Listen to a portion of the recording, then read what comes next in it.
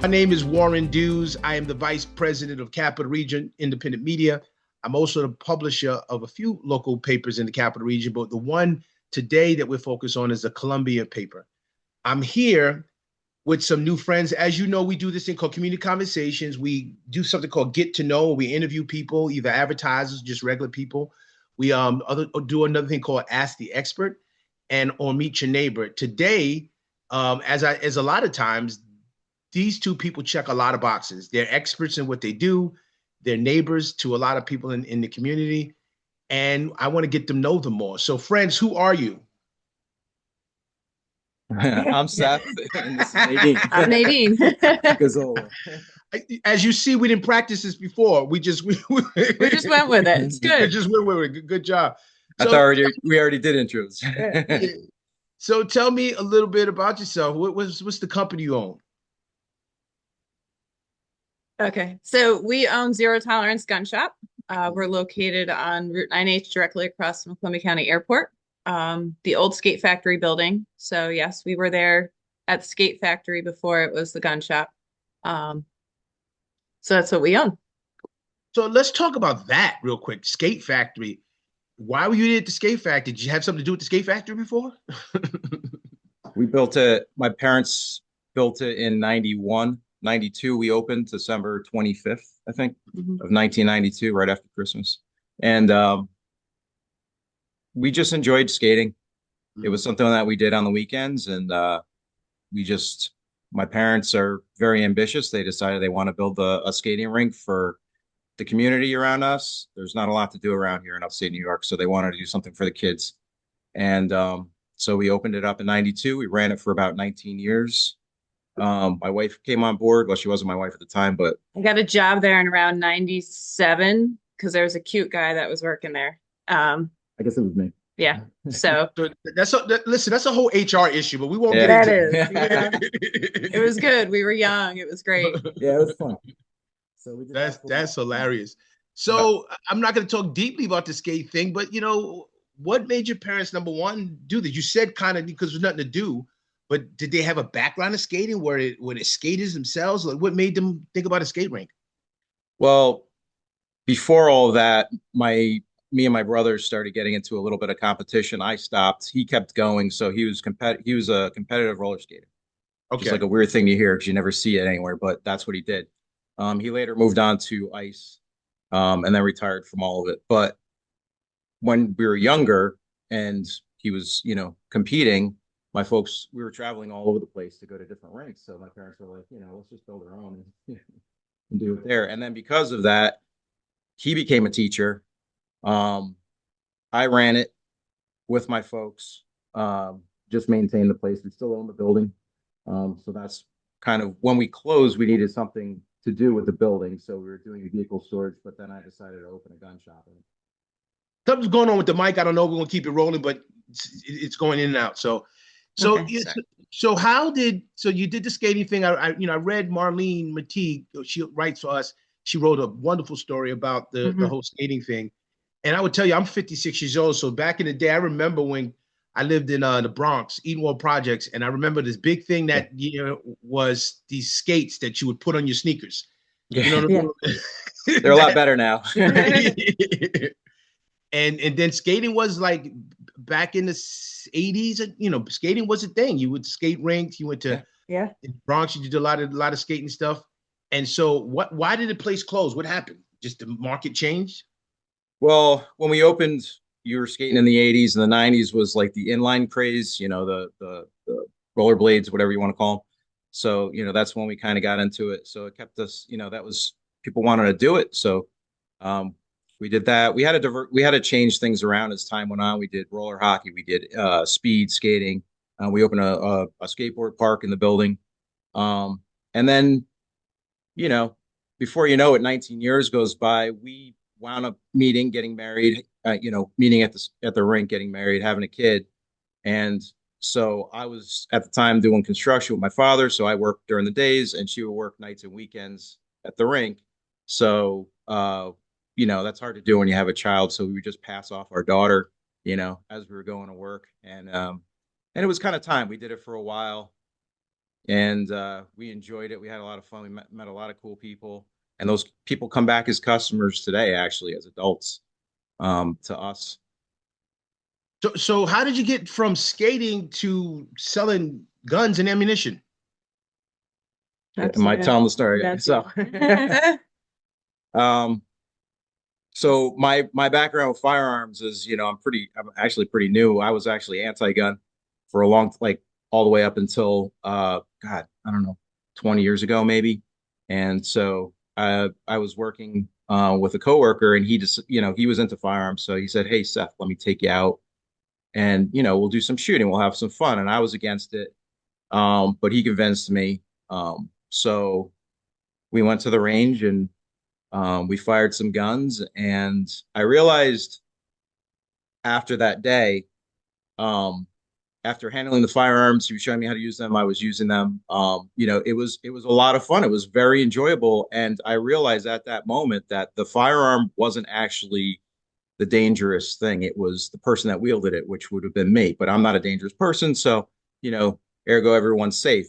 So it kind of was like a moment I had, a moment of clarity, to my ignorance at the time, that firearms hurt people, but it was actually, it's people that hurt people.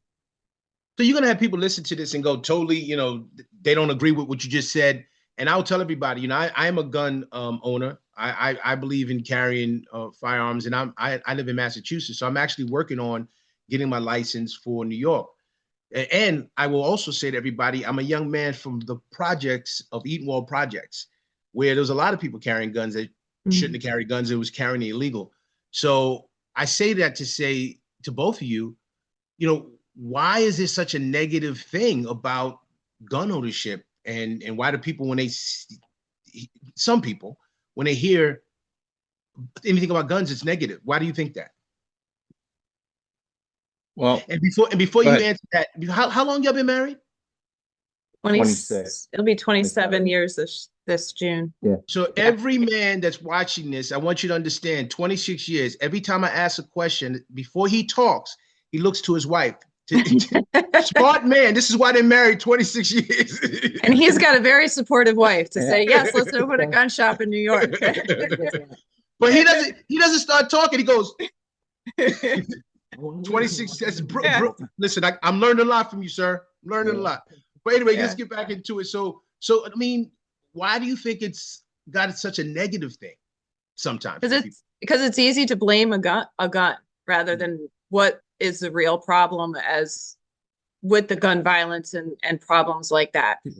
People violence. It's easier to say, oh, that Glock is a problem, instead of saying, okay, well, there's people that are committing crimes.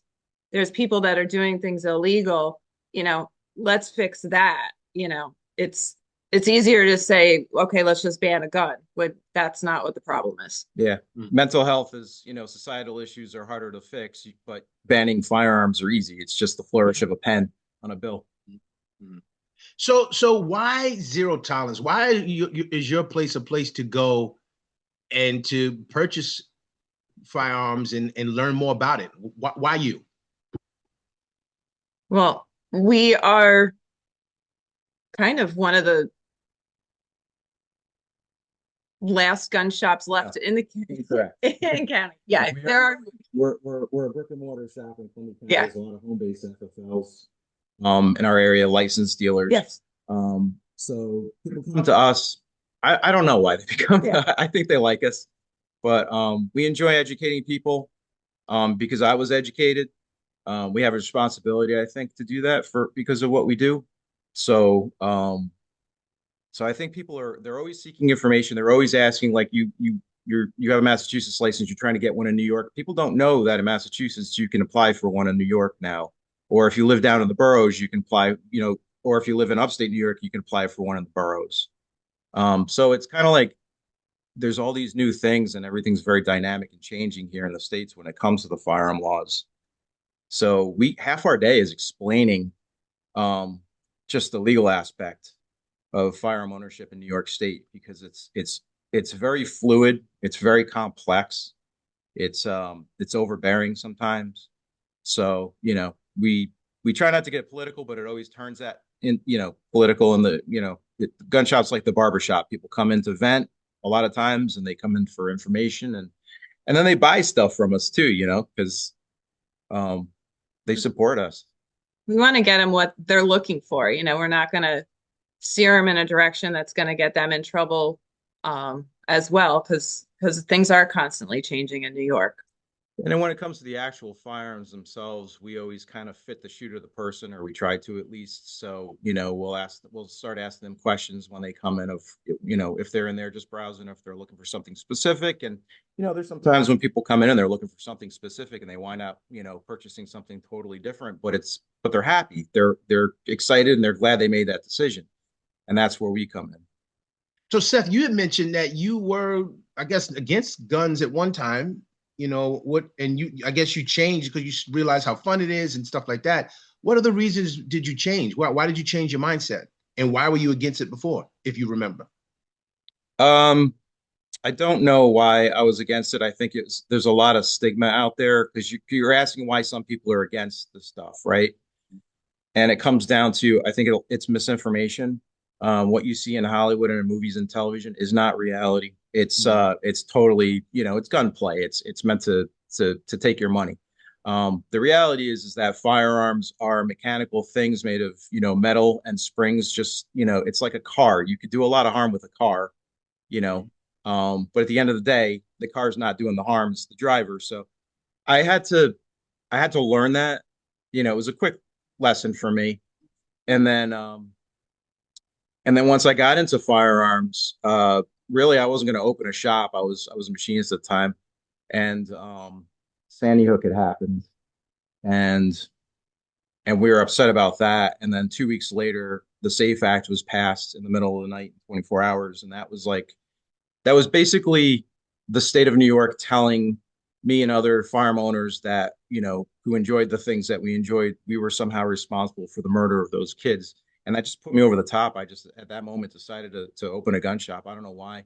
And so, I came down the steps from my second story bedroom, and I saw Nadine sitting on the couch, and I said, babe, I want to open a gun shop in New York State. And she was like, okay. And so I started it, excuse me, got properly licensed, started the business and whatnot, and just started real small. And then we kind of grew to the point where she had to come on board. And then the pandemic was a big, everybody had to have a gun then. So people who might be during the pandemic was interesting because it was just, there was so much going on, but people realized the value of having a firearm, whatever it was. We were selling single shot 12 gauges, just so people could feel safe, like they had something, so they could sleep at night, something to protect themselves or whatever. Just because things kind of flipped upside down. Thank God we're done with all that. But it was just, we sold guns to everyone at that time. What do you mean, everyone? Well, everyone, every demographic, every, political view, everybody. Okay, I got you. Yeah. So one of the things that I talked about, that I own a gun, and one of the things I hate as a gun owner is I live in Massachusetts. A lot of the papers that my company owns is in New York. So literally I have to leave my gun at home. I can't. And I remember, I will tell you this, I live in the Berkshires. So I was driving to a place in Great Barrington. And you know how the Berkshires and Columbia County are kind of, border, they close to each other. So the GPS was taking me to the place in Great Barrington, and it took me through Richmond, Massachusetts. And then it took me over near where Love's is, where the gap, and I started to shake. Yeah. Because I'm like, wait a minute. I'm like, because I had my gun on me. I was in You're in New York. And now I'm in New York. And for 2-3 minutes, I'm in New York. I'm like, if I got pulled over in that instant, I'd have been in trouble.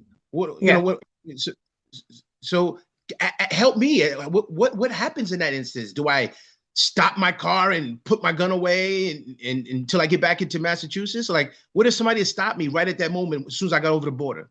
We're not lawyers and can't give legal advice. That's a big thing. So you know what? Don't even answer that question. But I do have something to add to it. Yeah. Because people ask us all the time, like, what do you do when a cop pulls you over or something and you're lawfully carrying, let's say in New York, like you have your license here, right? And my response, and this is just my response, and this is not legal advice, obviously, either, but you just do what you're told by the officer. If it's a traffic stop, some people will hand them their driver's license and their pistol permit at the same time. Some people will, let the officer, know that they're lawfully carrying. You never use the term gun. You don't use any, words that might, get his, if there's his partner upset, who's walking around the car looking in the window. His or her. His or her. Yeah. There. So, and sometimes, a lot of times, they don't have to say anything, unless they ask you to get out of the vehicle or they ask you directly. And that's when you say, just, so officer, blah, blah, blah. So people ask us all the time what to do when you get pulled over, and we just tell people, comply with the officer's commands, whatever they are, read the situation, read the officer. Some of them are very calm, some are a little twitchy, So when it comes to Massachusetts and New York State doesn't recognize any other licenses, any other carry concealed weapons licenses except their own. There is a lawsuit going on right now in Massachusetts. A couple guys that live there and work in New York want to be able to lawfully carry here, and they have their licenses for Mass. So there's a lawsuit right now with that. But that's been going on for, I think, a year and a half or two now. So we got some time. No, I'm going through the process right now where I'm filling out the paperwork. I can actually, once I fill out the paperwork and do everything I need to do, I can start carrying in New York. Once I get to New York. Yeah, that's been the recent change. Yeah. Yes. I think because of that law. Yeah. They're allowing. States, maybe. I'm not sure exactly. Yeah. Yeah. Cool. So listen, we could talk all day about, the laws and the rules and stuff like that. But I will say that, as a gun owner and as someone that carries, but also understands the reasons why there's negative things about it. I say that, working and talking to y'all, I learned a lot talking to y'all. You know what I'm saying? Mm-hmm. I trusted. So listen, my job is to get a lot of people to advertise with us. I want all the gun shops to advertise with us, but I will say that I appreciate the fact that, you advertise with us and we build a relationship with you because I trust y'all. I trust that you are selling guns to people for doing the right thing, following the rules, doing what you're supposed to do. And sure, somebody comes in there with 3 heads and crazy and flipping out, you're not going to sell a gun to them. It's not about money. You're not. It's not about money. It's not about. Never was. Yeah. And listen, you didn't tell me to say that. I kind of just felt that it's not about money. It's about just because here's the thing, as gun owners, I don't want somebody crazy carrying a gun because it messes it up for me. You know what I'm saying? Why did I have to feel scared driving through Massachusetts in that 2-mile radius while I was in New York? Yeah. So why else should people stop into Zero Tolerance and work with you?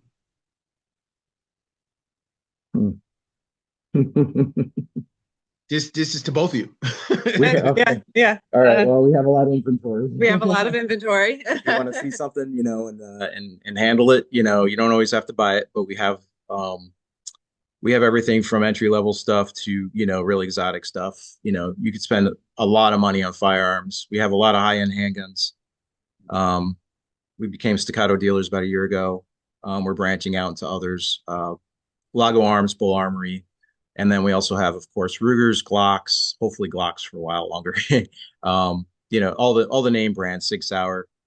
And then long guns, we have a lot of long guns. We have like 100-foot wall full of bolt actions, and then we got another 100-and-something foot wall full of shotguns. And if we don't have it, we find it. Yeah. She finds it. I ammo or guns. have a habit of getting everybody what they want and what they're looking for. Sometimes it takes a little bit if things are back ordered. But I search and scour and find what they're looking for. So Nadine, I have a question for you, just to get understand a little more about you, because, I don't want to learn more about your background, but I see on your name, it says board president on your Zoom. Yes. I know I'm reading Marlene's article about you.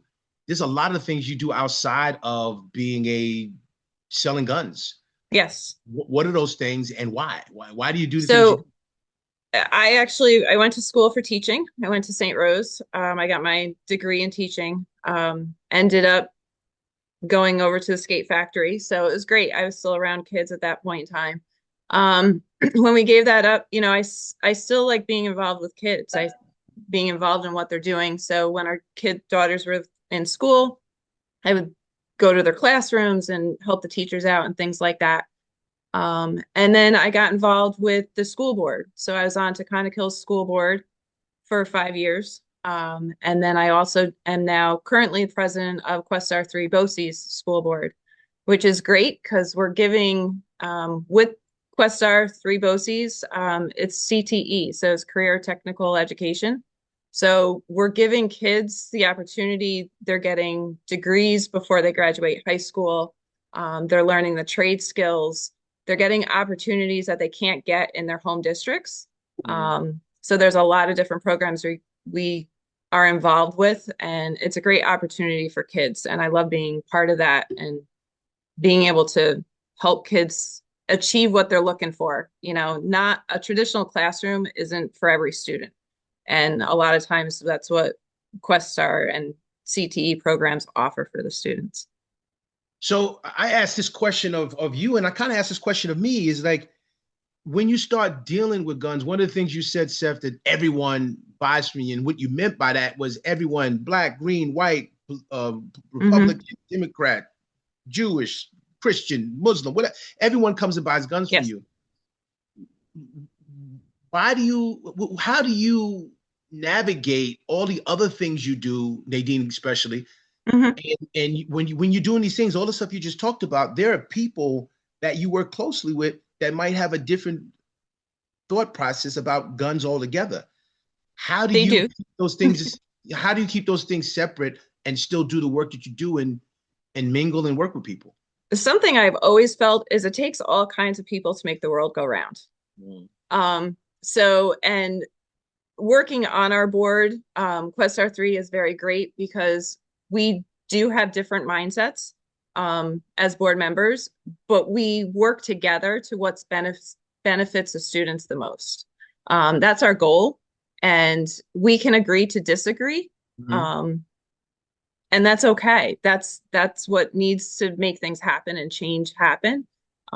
So it's good to hear people's difference of opinions. I know how I feel and what my beliefs are, and that's fine. And they have their beliefs, and that's fine.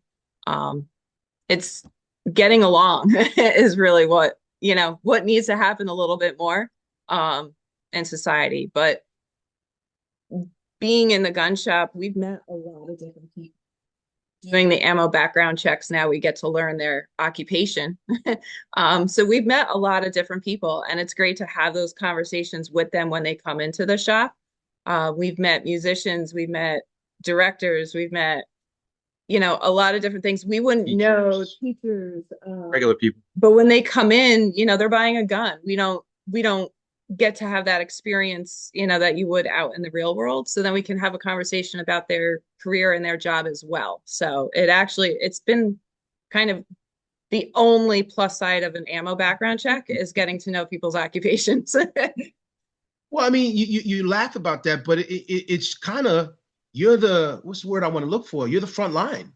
Yeah, You we are. because if somebody does something crazy with a gun, they come back and find out where they bought it from, and I don't know the rules and regulations on how you're responsible for that, but you're responsible for making sure that responsible people buy guns. Am I right or wrong? Help me understand. Yeah. Is it my turn or you? Yeah, go ahead. You can do that one. We always say that we're the last line of defense when it comes to somebody, getting a firearm that's not supposed to. So, we have to run a background check. But like you said, if somebody comes in and they're acting weird, we we go on high alert. We all kind Mhm. of look at each other and we just kind of like pay attention to the individual and what they're saying and stuff like that. And then proceed from there. The background check system is supposed to protect, I forgot where I'm going here, but anyway, it doesn't always work Mm. properly. So we are kind of like the ones that are boots on the ground, just making sure that the individuals is getting is who they say they are and what they plan on using it for. I will tell you that there's some really good actors out there. But at the end of the day, when something happens, it's like the movies, the cops show up at the end when the bad guy's dead. They're there to clean up, and then that's when the investigation starts. So, yeah, they come to us and they ask us, for a trace on the firearm, and it goes back to the manufacturer. But uh, but but before that, in the commerce aspect of it, before we hand it over to a customer, I guess I would say that the nice thing about around here doing business in Columbia County, what we do is that you kind of get to know everybody. Mhm. We're not in a high population area, so it's a little bit easier for us to just vet things, I guess you could say, when our spidey sense goes off. Mhm. But but yeah, we're kind of it, once that firearm passes over to the other individual, it's kind of the end of the roadblock, so to speak, for in And the bad person. that's a very important position to have. I will say this though. I shout out to Roy Brown of Iron Horse. I'm a Yeah, cigar guy, and Yep. I know him. And when I mentioned him and all the people in the cigar lounge, your name, you know, it's nothing but high praise for Mhm.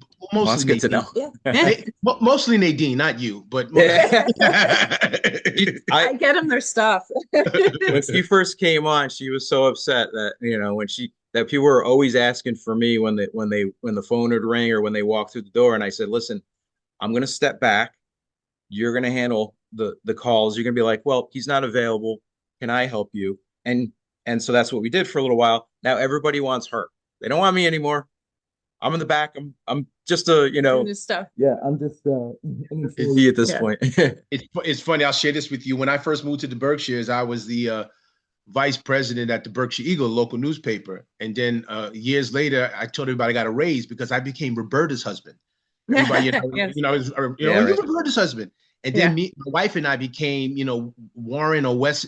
I have a son named Warren and a son named Wes and a daughter named Kennedy. Then we became, Wes's parents, so Warren's Yes. parent. Yeah. Yeah. So yeah, I'm not Warren Dew's VP anymore. I'm Warren and Wes's parents. Oh, that's progressed with us. I mean, I used to go, you go grocery shopping and it used to be, oh, you were my teacher. Oh, you're the skate factory lady, which lasted quite many years. And now it's like, oh, you're the gun shop girl. And I'm like, yep. So and it progresses Different hats. different heights. And it's good. And then they see you, if I go to an event at Questa or something, the looks of they don't know where they know me from, but they know me. Connection. And then it clicks, and it's funny to see people's reactions sometimes to that because they're like, "Oh, I didn't know you were, part of Questor," or they come into the gun shop and they're like, "I didn't know you did this or I did that." So it's nice, and a lot of our customers have become, family. They're, you know, we're happy when they have good times. We're sad for them when they have bad times.